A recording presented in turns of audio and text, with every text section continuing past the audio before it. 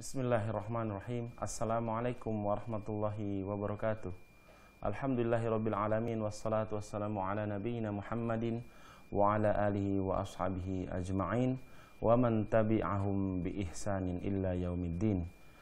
Para pemirsa Ahsan TV yang semoga dirahmati oleh Allah Subhanahu wa taala dimanapun Anda berada. Alhamdulillah pada kesempatan di pagi hari ini kita dapat berjumpa kembali di kajian rutin pagi, yaitu yang membahas kitab Al-Adabul Mufrad. Insyaallah akan disampaikan oleh pemateri kita, ya Ustadz Syarul Fatwa LC Hafidhullah Ta'ala. Alhamdulillah beliau saat ini sudah ada di studio. Insyaallah nanti akan masuk di hadis ke 150, masih tentang keutamaan yang ditinggal meninggal anaknya. Di sesi kedua, di sesi interaktif yaitu tanya jawab, silahkan kepada para pemirsa Ahsan TV dimanapun Anda berada untuk menyampaikan pertanyaan langsung kepada Ustadz, bisa melalui hubungan telepon di 0218901603 atau bisa melalui pesan singkat di nomor WhatsApp di 081314455557. Untuk bersatu silakan kepada Ustadz untuk menyampaikan materi. Faltafadhol mashkura. Bismillahirrahmanirrahim. Innalhamdalillah nahmaduhu wa nasta'inuhu wa nastaghfiruh wa na'udzu billahi min syururi anfusina wa min sayyiati a'malina. May yahdihillahu fala mudilla lahu wa may yudlil fala hadiya lahu. Asyhadu an la ilaha illallah wahdahu la syarika lah wa asyhadu anna Muhammadan abduhu wa rasuluhu la nabiyya ba'dah. Qala Allah tabaraka wa ta'ala, ya ayyuhalladzina amanu taqullaha haqqa tuqatih wa la tamutunna illa wa antum muslimun. Wa qala aidha ya ayyuhan nasu taqu rabbakumul ladzi khalaqakum min nafsin wahidah wa khalaqa minha zawjaha wa batha minhuma rijalan katsiran wa nisaa'a wattaqullaha alladzi tasaaluna bihi wal arham innallaha kana 'alaikum raqiba. Fa inna asdaqal hadis kitabullah wa khairal hadi hadi Muhammadin sallallahu alaihi wasallam wa syarrul umuri muhdatsatuha fa inna kulla muhdatsatin bid'ah wa kulla bid'atin dhalalah wa kulla dhalalatin finnar.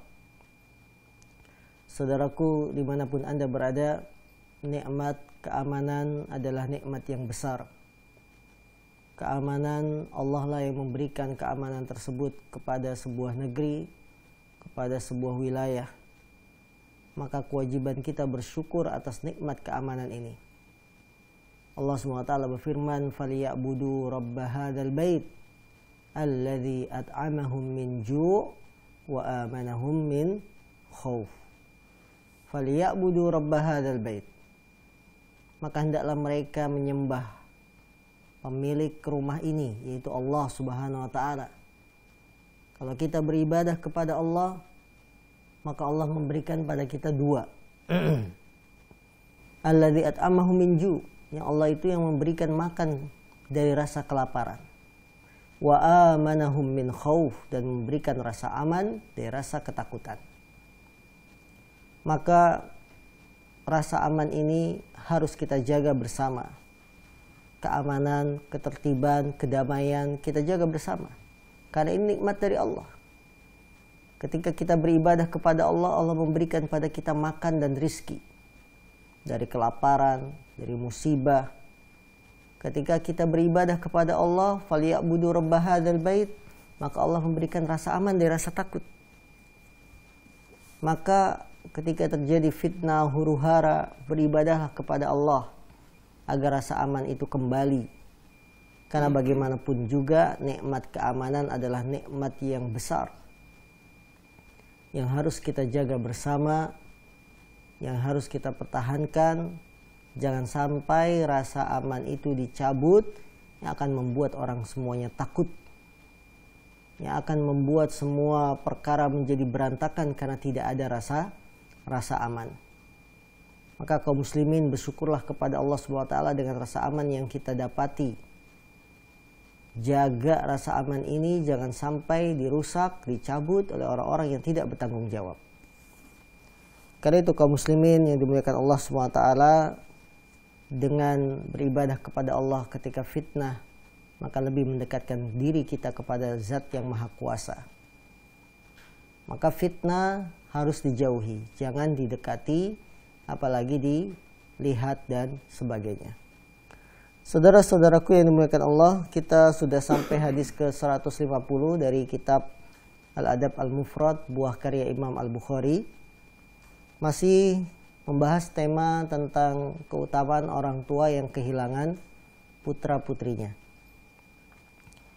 Qala al-Imam al-Bukhari rahimahullah, Imam Bukhari rahimahullah beliau berkata, haddatsana Aliun qala haddatsani Mu'tamirun qala qara'tu 'ala al-Fudail an Abi Huraiz anna al-Hasana haddatsahu biwasitin anna Sa'sa'ata bin Muawiyah haddatsahu annahu laqiya Aba Dzar mutawashshihan kirbatan. Qala ma laka minal walati Aba Dzar? Qala ala uhaddithuka? Qultu bala. Qala sami'tu Rasulullah sallallahu alaihi wasallam yaqul ma min muslimin yamutu lahu thalathatun minal walad lam yablughul hintha illa adkhalahu Allahul jannata bifadli rahmatihi iyahum. Wa ma min rajulin a'taqa musliman illa ja'alallahu tabaraka wa ta'ala kulla udwin minhu fikakahu likulli udwin minhu. Bahwasanya dari Sa'sa'ah bin Muawiyah, dia menceritakan beliau pernah berjumpa dengan Abu Dzar yang sedang rebahan, ya, sedang berbaring di atas tikar. Kemudian Sa'sa'ah bertanya kepada sahabat Abu Dzar, bagaimana pendapatmu tentang anak wahai Abu Dzar? Ya, gimana pendapatmu tentang anak? Abu Dzar mengatakan, maukah engkau aku ceritakan sebuah hadis dari Rasulullah? Sa'sa'ah menjawab, mau wahai Abu Dzar. Maka Abu Dzar berkata, aku mendengar Rasulullah SAW bersabda, tidaklah seorang muslim meninggal anaknya 3 orang yang belum balik.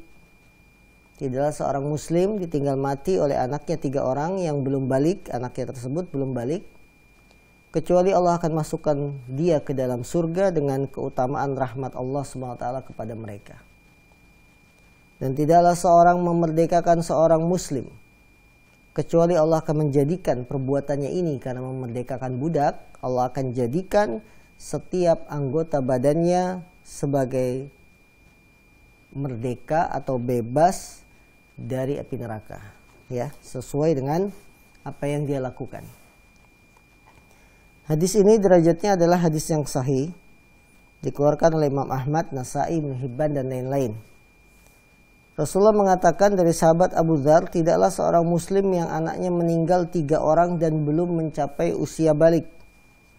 Ini sebagaimana yang telah kami kuatkan bahwa keutamaan anak-anak yang meninggal di waktu kecil, ya, dia akan masuk surga adalah bagi anak-anak yang kecil, belum balik. Dalam hadis ini sangat jelas, lam yablughul hintha, anak-anak yang belum mencapai usia balik.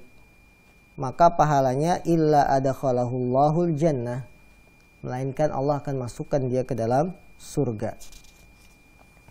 Dengan rahmat dan kasih sayang Allah Subhanahu wa ta'ala. Maka pelajaran yang bisa kita petik dari hadis yang mulia ini, hadis yang mulia ini menunjukkan kepada kita, sebagaimana yang sudah kami bahas, keutamaan orang tua yang ditinggal mati putra-putrinya.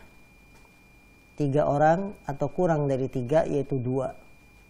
Bahkan rawi berkatakan, kalau ada yang bertanya 1 bagaimana wahai Rasul, pasti Rasul akan menjawab 1 juga dapat keutamaan masuk surga.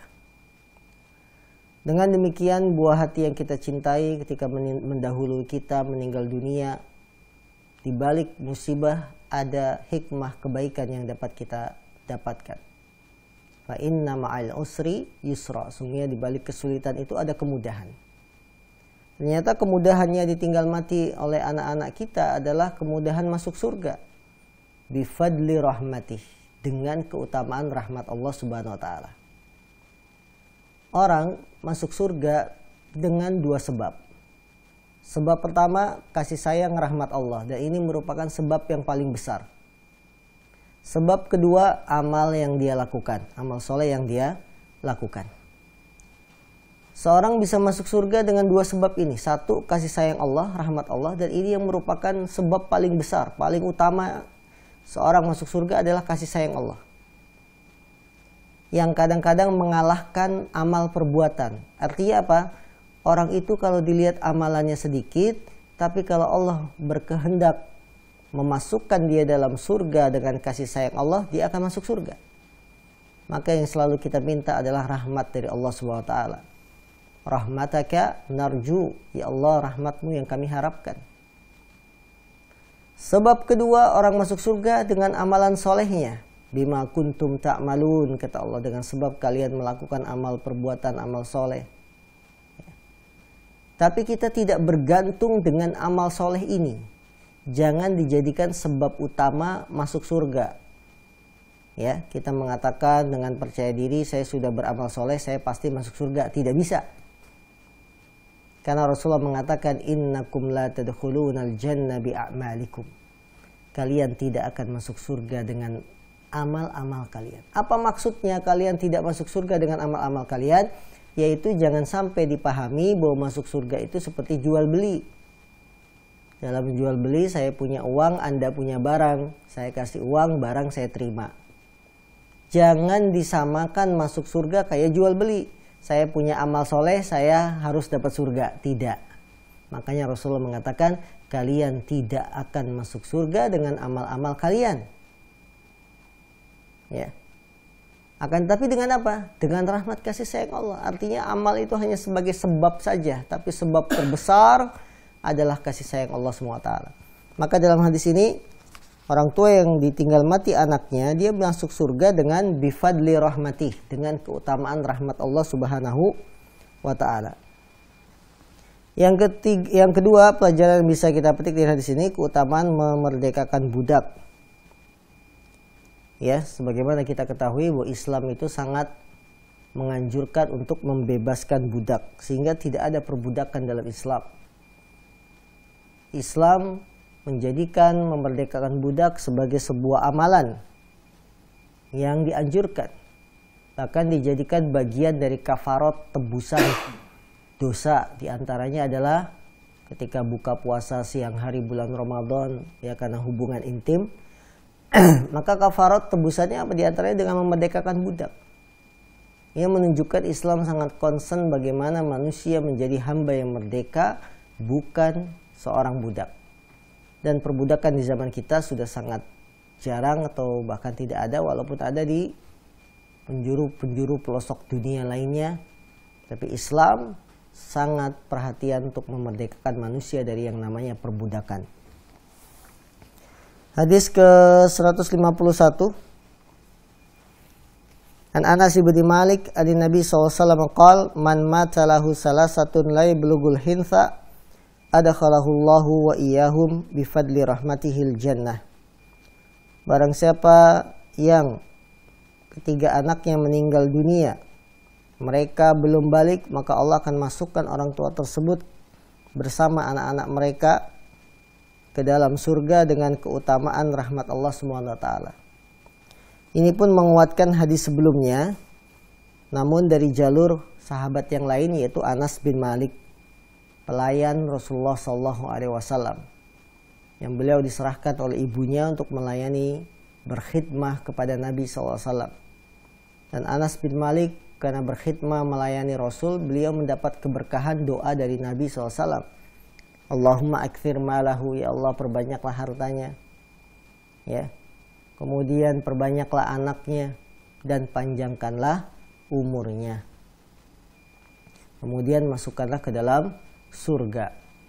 Saya sudah dapat semua, kata Anas bin Malik.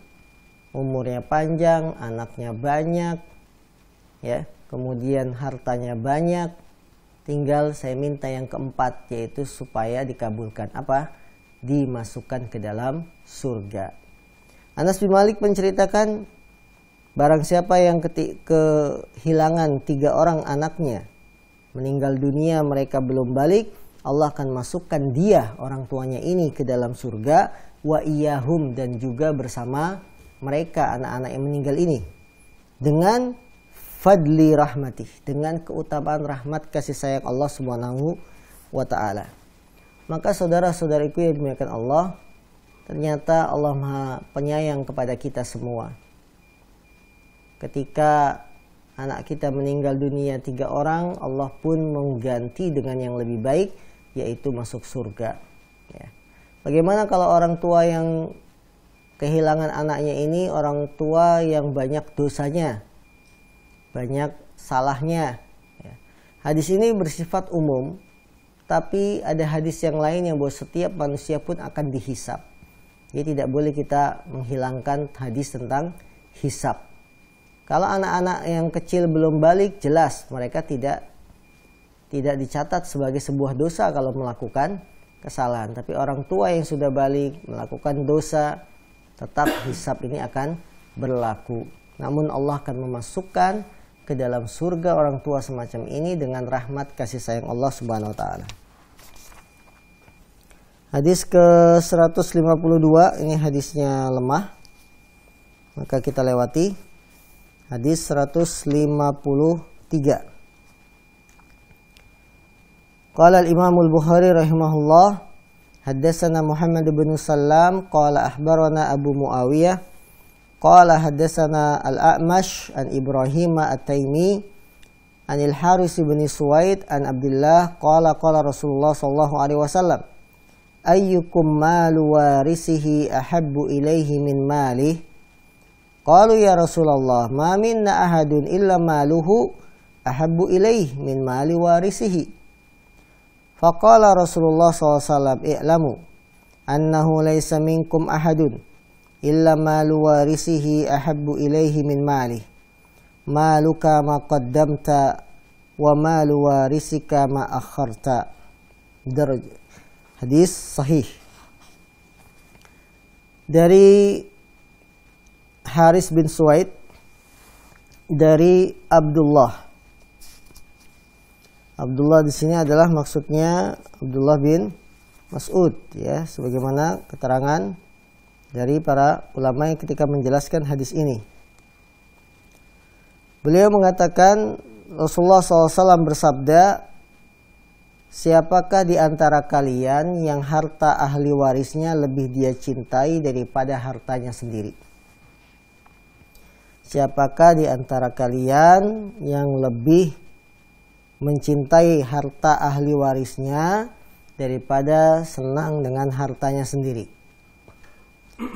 Para sahabat menjawab, wahai Rasulullah, tidak ada seorang pun di antara kita kecuali hartanya ya lebih dia senangi daripada harta ahli warisnya. Ya, Rasulullah bertanya kepada para sahabat, siapakah di antara kalian, wahai para sahabat, yang harta ahli warisnya lebih dia senangi daripada hartanya sendiri? Para sahabat menjawab, wahai Rasulullah, tidak ada seorang pun di antara kita kecuali dia lebih senang dengan hartanya sendiri daripada harta ahli warisnya. Ya. Maka Rasulullah mengatakan, ketahuilah, sungguhnya tidaklah seorang pun di antara kalian kecuali harta ahli warisnya dia lebih cintai daripada hartanya sendiri. Kalau kalian mengatakan kita semua pasti lebih senang dengan harta kita sendiri daripada harta ahli waris, kata Rasulullah, tidak. Ketahuilah, kalian semua pasti lebih suka dengan harta ahli waris kalian daripada harta sendiri. Hartamu itu ma qaddamta, apa yang sudah kamu kasih ke orang, itu hartamu. Dan harta ahli warismu, apa yang kamu simpen.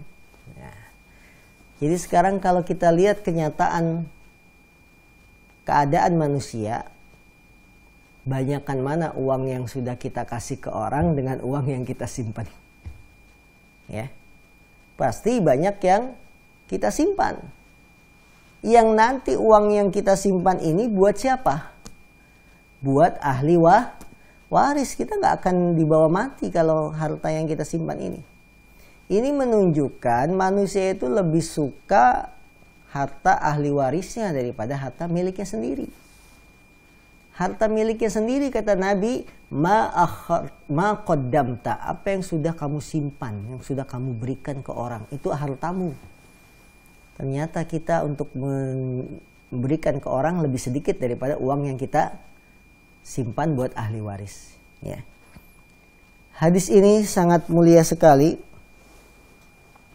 bahwa semua kita pasti lebih senang untuk menyimpan uang, membuat investasi, membuat cabang perusahaan, membuat cabang toko, yang padahal hakikatnya apa yang kita kembangkan dari harta kekayaan ini nanti jadi milik ahli waris kita, anak-anak kita, orang yang kita tinggalkan. Ya. Adapun harta yang sebenarnya, yang hakiki adalah yang sudah kita berikan, yang sudah kita infakkan, yang sudah kita sedekahkan, yang sudah kita berikan kepada fakir miskin. Itu sebenarnya uang kita. Uang kita itu. Bukan uang kita itu yang masih berupa simpanan buat anak-anak ahli waris. Bukan. Maka Rasulullah dalam hadis ini mengajak dialog para sahabat. Siapa di antara kalian yang lebih suka dengan harta ahli warisnya daripada harta sendiri? Akhirnya para sahabat mengaku, ya Rasulullah, kita nggak ada ya lebih senang dengan harta ahli waris. Tentu harta kita sendiri kita lebih senang. Kata Rasul, ketahuilah, kalian itu lebih suka dengan harta waris milik ahli waris. Kalian lebih senang dengan harta milik ahli waris daripada harta milik kamu sendiri. Ya, karena kata Nabi, harta milikmu itu yang sudah kamu berikan, itu harta kita.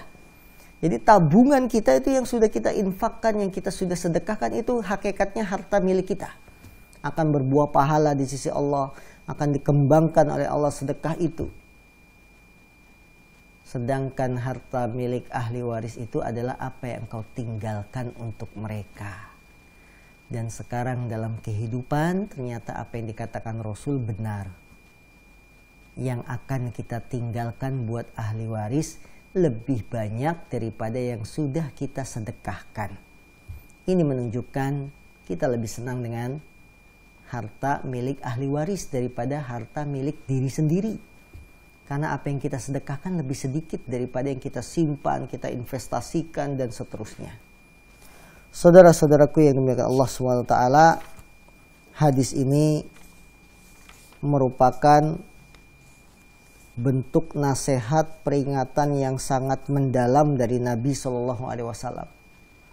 Beliau membuat permisalan bagi orang-orang yang berakal. Coba terus terang, kalian itu lebih suka harta ahli waris apa harta sendiri? Ya Rasulullah, kita senang harta sendiri, masa harta anak kita lebih sukai? Nah, yang benar kata Nabi ya, bahasa kita kan begitu. Kalau kamu lebih suka harta sendiri daripada harta ahli waris, ketahuilah, harta sendiri itu yang sudah kamu berikan. Harta ahli waris itu yang akan kamu tinggalkan. Yang kita simpan, yang akan kita tinggal itu nanti jadi milik ahli waris. Sekarang banyakkan mana? Ayo. Yang kita tinggalin sama yang kita infakin. Ternyata lebih banyak yang kita akan tinggalkan. Ini menunjukkan kalian lebih suka dengan harta ahli waris daripada harta kita sendiri. Maka saudaraku yang dimuliakan Allah, sekarang kita introspeksi diri kita.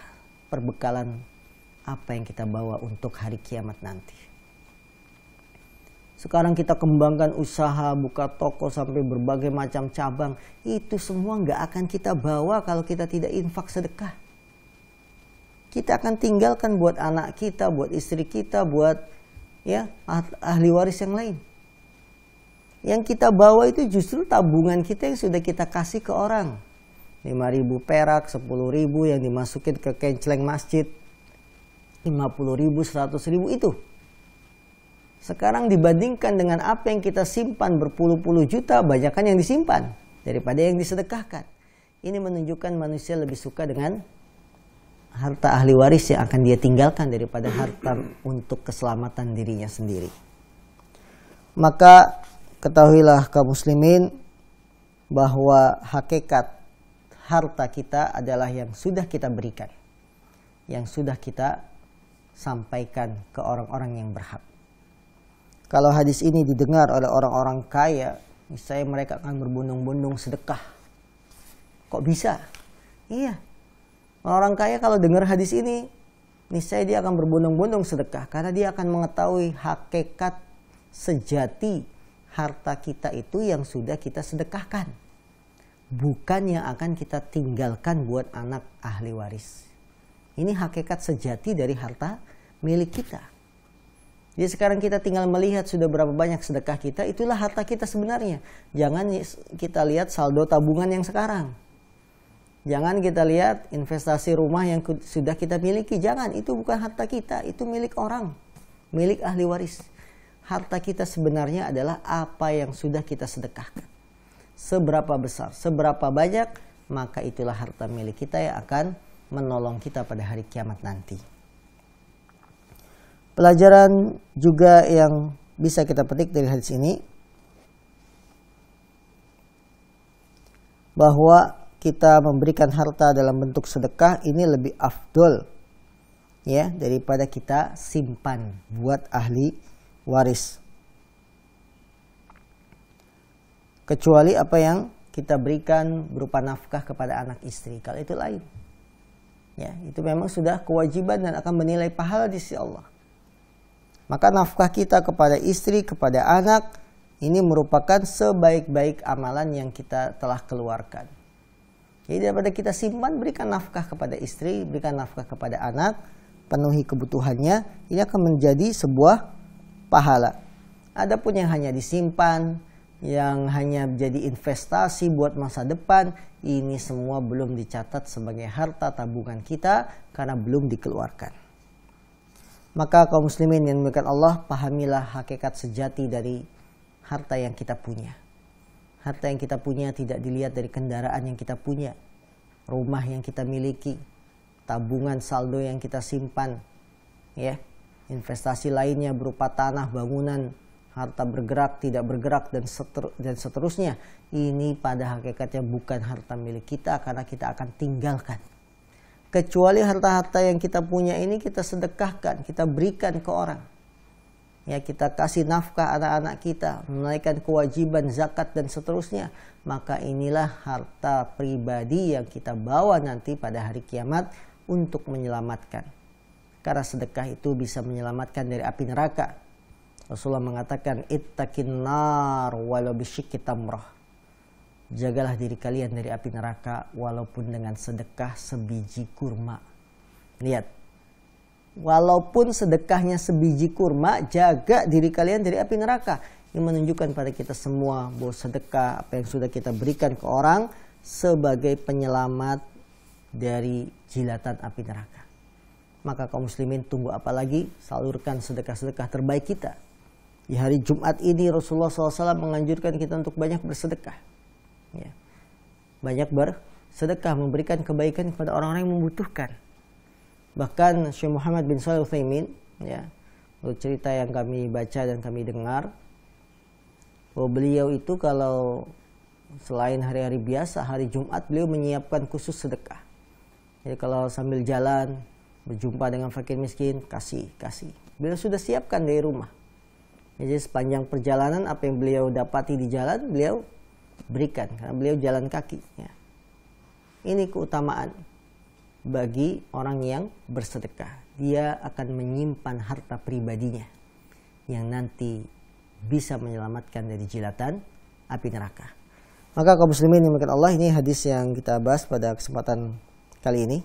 Insyaallah kita sambung pada hadis-hadis berikutnya di pekan depan. Selanjutnya kami buka interaktif bagi pemirsa yang ingin bertanya. Baik, pemirsa Hasan TV dimanapun Anda berada yang semoga dirahmati oleh Allah Subhanahu Wa Taala. Alhamdulillah tadi sudah kita dengarkan penyampaian materi yang disampaikan oleh Ustaz, hadis ke 150 sampai ke 152. Kita buka sesi tanya jawab yaitu interaktif di silakan kepada para pemirsa untuk bertanya langsung kepada Ustadz bisa melalui telepon langsung di 0218901603 ataupun bisa melalui pesan singkat di 081314455557. Tapi sebelum itu kita simak jeda terlebih dahulu.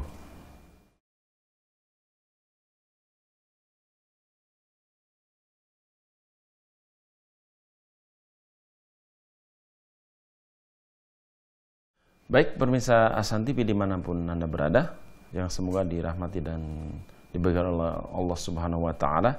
Alhamdulillah kita sampai di sesi tanya jawab yaitu interaktif dengan Ustadz. Silakan bagi para pemirsa yang akan berinteraksi langsung dengan Ustadz bisa melalui telepon di 0218901603 atau bisa melalui pesan singkat WhatsApp di 081314455557. Baik Ustadz, sambil menunggu pertanyaan melalui telepon, kita bacakan terlebih dahulu pertanyaan yang sudah masuk. Assalamualaikum warahmatullahi wabarakatuh. Ustadz, apakah ada keutamaan anak ditinggal mati oleh ibunya? Dan apa hukum mengasuh anak 3 tahun yang ditinggal mati oleh ibunya, tetapi bapaknya masih? Jazakumullah khair, barakallahu fik. Dari Edi di Cikarang. Baik, dari saudara Edi di Cikarang, apakah ada keutamaan anak yang ditinggal mati oleh ibunya? Dan hukum mengasuh anak tersebut, ya, walaupun bapaknya masih ada. Berarti status anak tersebut adalah piatu, ya, karena ditinggal mati oleh ibunya. Apakah ada keutamaannya? Yang pertama, keutamaan anggota keluarga. Bapaknya berarti kehilangan istri, ya. Kemudian anak kehilangan ibu kandung. Keutamanya adalah kalau dia mencari pahala dari musibah yang didapat, kemudian bersabar, maka pahalanya sangat besar. Allah bisa gantikan dengan yang lebih baik. Ya, ibunya meninggal dunia. Kemudian si anak ini bersabar, sudah paham, ya, anaknya sudah paham bahwa ibunya sudah meninggal.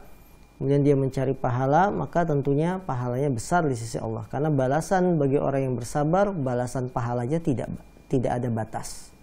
Innama yuwaffas sabiruna ajrohum bighairi hisab, kata Allah. Sesungguhnya pahala orang-orang yang sabar itu akan diberikan bighairi hisab, tanpa ada batasnya. Sehingga keutamanya itu. Kemudian apakah ada keutamaan kalau kita mengasuh anak tersebut walaupun masih ada bapaknya? Mengasuh anak tujuannya adalah membantu dan menolong. Dan setiap orang yang membantu menolong tentu dapat keutamaan, tentu dapat pahala. Karena tujuan kita adalah membantu dan menolong. Maka walaupun masih ada bapaknya dan bapaknya ikhlas melepas anaknya ini diasuh orang lain, tentunya ini menjadi kebaikan. Tapi ingat, jangan dianggap anak tersebut adalah anak kandung kita. Kita klaim, kita akui ini anak kandung saya. Tidak boleh. Karena kita tujuannya mengangkat anak adalah membantu dan menolong. Ikhlaskan niat kita ketika mengangkat anak. Jangan sampai ada perasaan ingin memiliki. Yang terkadang orang-orang yang mengangkat anak itu niatnya berubah. Di awal saat mau mengangkat anak, niatnya apa? Kasihan, ingin menolong, dia ibunya nggak ada, ya, ingin membantu, udahlah saya aja yang merawat, kan dia ibunya nggak ada. Barangkali si suami, bapaknya, ya, suaminya ini ingin menikah lagi, ya, maka saya saja yang merawat. Dalam perjalanan niat awalnya ingin membantu, ingin menolong karena kasihan. Dalam perjalanan lama-lama ada kecintaan sama anak angkatnya ini. Ada perasaan, kok anak ini bagus, anak ini baik, sehingga timbul niat yang kedua, ingin memiliki si anak, ingin menguasai. Akhirnya berbagai macam cara ditempuh. Akta lahirnya dibuat dengan nama nasabnya kepada bapak angkat. Ya. Si anak dilarang berjumpa dengan bapak kandungnya. Dan cara-cara yang lain yang sangat keji, ingin memiliki, ingin mengakui bahwa anak ini adalah anaknya sendiri, padahal bukan, itu adalah anak angkat. Ini merupakan dosa besar. Jangan sampai niat awal kita berubah gara-gara si anak memiliki kelebihan, misalkan cerdas, misalkan ganteng, cantik, ya, misalkan si anaknya cepat dalam menghafal, kemudian niat kita berubah, ingin menguasai, ingin memiliki, padahal itu anak orang, bukan anak kita. Maka luruskan niat bagi siapapun yang akan mengangkat anak, luruskan niat dan jaga niat ini sampai si anak besar, sampai si anak bisa dilepas. Karena tujuan awal kita mengangkat anak, membantu dan menolong. Jaga niat ini. Jangan sampai ada perasaan-perasaan ingin memiliki, ingin mengakui sebagai anak kandung, sampai merubah akta lahir dan seterusnya. Yang ini merupakan dosa besar. Allah a'lam. Baik, jazakallahu khair Ustaz atas jawabannya. Mudah-mudahan dapat bermanfaat untuk kita semua. Lanjut kita baca lagi pertanyaan dari pemirsa. Assalamualaikum Ustaz. Waalaikumsalam warahmatullahi wabarakatuh. Pertanyaan dari Umu Justin di Serang, Banten. Ustaz, kalau anak punya tabungan yang disiapkan untuk kebutuhan urgen, misal untuk ibu untuk beli obat atau makan, terus kerabat dekat lain yang membutuhkan atau sedekah jariah ke tempat yang lain, walaupun nggak harus besar, hanya sedang-sedang saja, tetapi sisa tabungan tersebut masih ada. Kalau bisa saya tambah bila ada rezeki lagi. Itu apakah termasuk perbuatan menyayangi ahli waris Ustaz? Itu saja, jazakallahu khair Ustaz. Silakan Ustaz. Baik. Normal dan fitrah manusia, dia senang dengan harta, senang dengan kekayaan. Jadi fitrah yang Allah tanamkan kepada kita, kita senang dengan kekayaan. Allah Subhanahu wa taala berfirman, "Zina lin-nasi hubbus syahawat minan nisa'i wal banini wal qanatiril muqantarah minadh dhahabi wal fiddah." Kemudian wal khailil musawwamah dan seterusnya. Telah dijadikan indah dalam pandangan manusia untuk mencintai syahwat, keinginan-keinginan. Dari apa? Dari wanita, dari anak-anak, dari harta perbendaharaan berupa emas dan perak. Maka kita menabung karena kita senang dengan uang, ya. Semua kita senang, tidak ada di antara kita kecuali senang uang. Itu fitrah. Kemudian uang ini kita tabung persiapan untuk memberikan nafkah kepada orang tua. Maka yang kita berikan itulah harta uang kita sejatinya. Yang kita sedekahkan karib kerabat walaupun tidak banyak dan masih ada tabungan, kemudian kita tambah lagi, ya. Maka itulah fitrahnya manusia. Mereka akan lebih senang untuk mencintai harta yang akan ditinggalkan daripada apa yang akan diberikan. Namun kita jangan lupa, kalau kita punya tabungan, kita juga keluarkan sedekahnya. Yang tercela adalah dia hanya menabung, investasi sana sini, tapi tidak mengeluarkan sedekah, yang padahal sedekah yang dikeluarkan itulah sejatinya harta milik kita. Nah, baik, jazakallahu khair Ustaz jawabannya.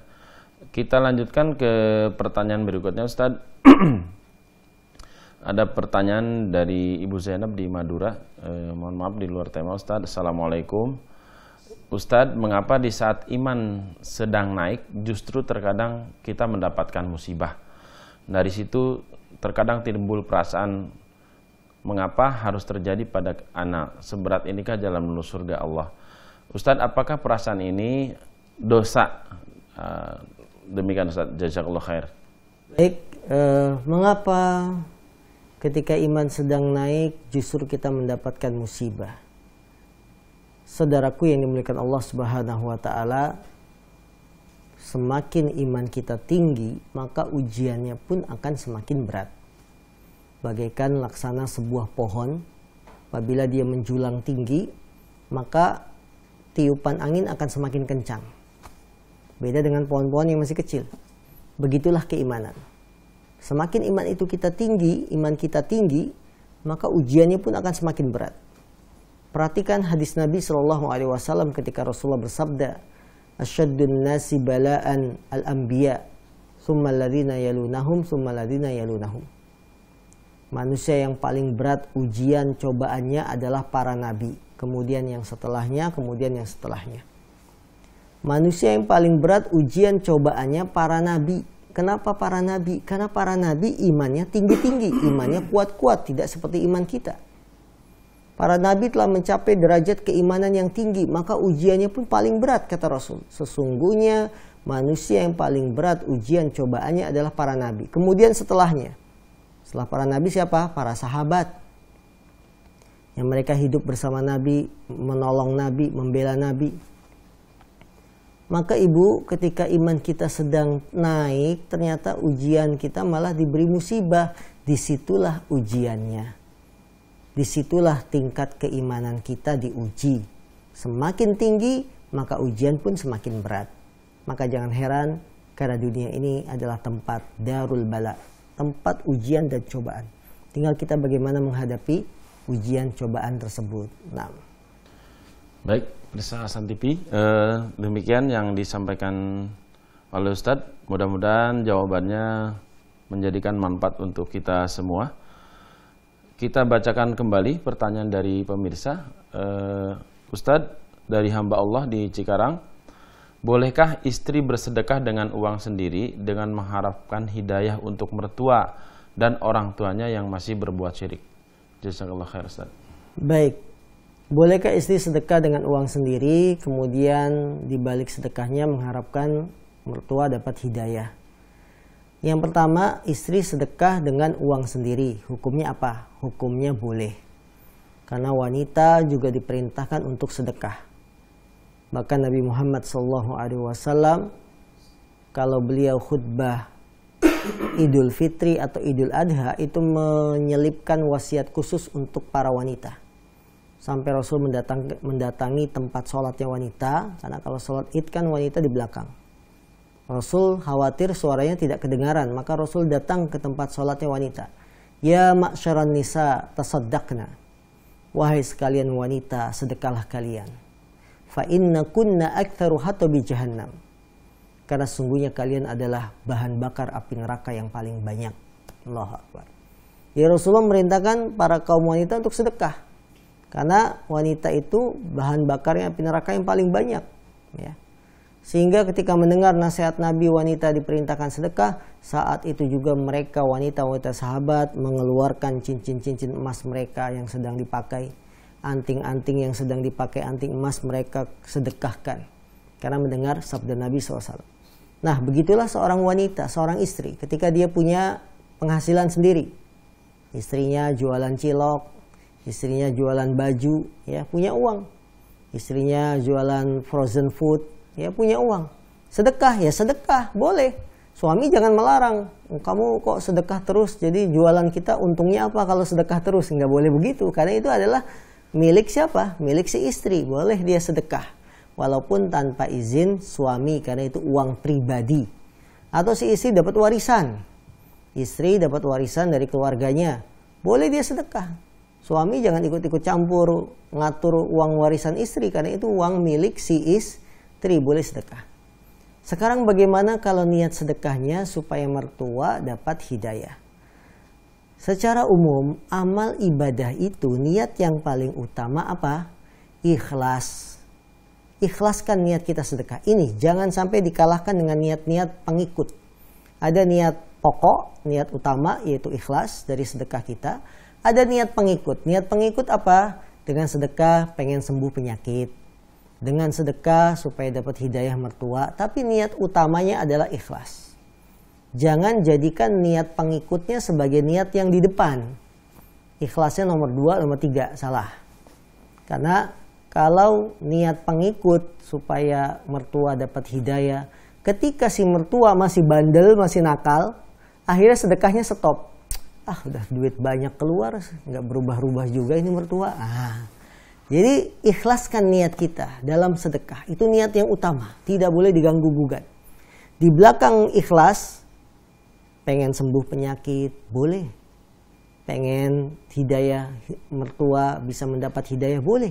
Tapi jadikan dia niat pengikut, bukan niat utama. Sehingga ketika Allah belum memberikan hidayah pada mertua, kita tetap akan sedekah. Karena niat kita ikhlas menjalankan perintah Allah, menyelamatkan diri dari api neraka. Nah, ya. Baik Ustadz atas jawabannya. Jazakallahu khair. Mudah-mudahan pertanyaan yang tadi disampaikan mendapat jawaban yang disampaikan oleh Ustadz. Kita lanjutkan di pertanyaan berikutnya, Ustadz. Assalamualaikum, ana hamba Allah dari Padang. Mohon maaf di luar tema. Bagaimana hukumnya tentang harta warisan yang berlaku di Minang? Sebagian orang tidak memakai hukum Islam yang sangat bertentangan dengan pemahaman mereka. Jazakallah khair, Ustaz. Baik, dari saudaraku di Padang, beliau bertanya, bagaimana hukumnya hukum waris yang berlaku di Minang? Kami belum tahu persis bagaimana hukum waris di Minang. Mereka tidak menjalankan hukum waris Islam. Hukum waris yang telah Allah tetapkan ini wajib dijalankan oleh setiap muslim dan muslimah yang mendapatkan warisan. Ya.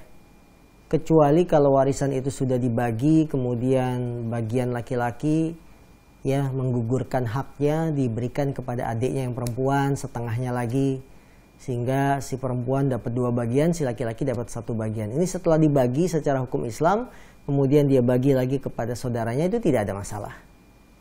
Ya. Namun saat pertama kali pembagian harta waris itu mengikuti pedoman patokan pembagian waris menurut Islam, itu dulu. Setelah itu dibagi, semuanya ridho, ya nerima, kemudian ada di antara ahli waris, udah, ini bagian saya 2 bagian, 1 bagiannya saya kasih ke anak perempuan misalkan. Jadi si anak perempuan jadi 2, dia laki-laki jadi 1 bagian. Kalau sudah dibagi secara hukum Islam, kemudian dia gugurkan haknya, dia kasih lagi ke adiknya, tidak ada masalah. Jadi yang perlu diperhatikan, hukum waris, pembagian waris diupayakan dibagikan pertama kali sesuai aturan Islam. Setelah itu masing-masing ya sesuai dengan kebijakan. Ada laki-laki yang enggak, saya pokoknya tetap 2 bagian, yaitu hak dia karena sudah kita berikan sesuai Islam. Tapi ketika ada anak laki-laki yang ingin memberikan bagiannya, saya dapat 2 bagian, hak saya 1 bagiannya saya gugurkan, saya kasih ke siapa, itu tidak ada masalah kalau memang di atas keridoan setelah harta waris dibagi. Naam. Baik, jazakallahu Ustaz, barakallahu fik. Para pemirsa Ahsan TV dimanapun Anda berada, tidak terasa kita hampir 60 menit menyimak pemaparan materi dari Ustaz, kemudian tadi masuk di sesi tanya jawab. Mudah-mudahan apa yang hari ini kita dapatkan menjadikan ilmu yang bermanfaat dan semoga menjadikan keberkahan untuk kehidupan kita. Tidak lupa kami mengingatkan, simak terus kajian-kajian yang ada di Ahsan TV, kajian live juga di hari Jumat, dan besok insya Allah di pukul 5.30 akan ada kajian live, insya Allah akan disampaikan oleh Ustaz Syahrul juga yang membahas 40 hadis wanita. Terima kasih kepada pemirsa yang sudah menyimak kajian pagi hari ini. Dan kami mohon maaf jika ada beberapa pertanyaan yang tidak dapat dikemukakan pada kesempatan pagi ini. Mudah-mudahan bisa ditanyakan di kesempatan lainnya. Kami selaku tim dan kru memohon maaf jika dalam penyampaian banyak kesalahan. Mudah-mudahan kita dipertemukan kembali di kajian-kajian berikutnya, yang itu kajian-kajian yang Islam yang sesuai dengan sunnah dan hak. Insyaallah kita tutup dengan kafaratul majlis. Subhanaka Allahumma bihamdika asyhadu an la ilaha illa anta astaghfiruka wa atubu ilaik. Assalamualaikum warahmatullahi wabarakatuh.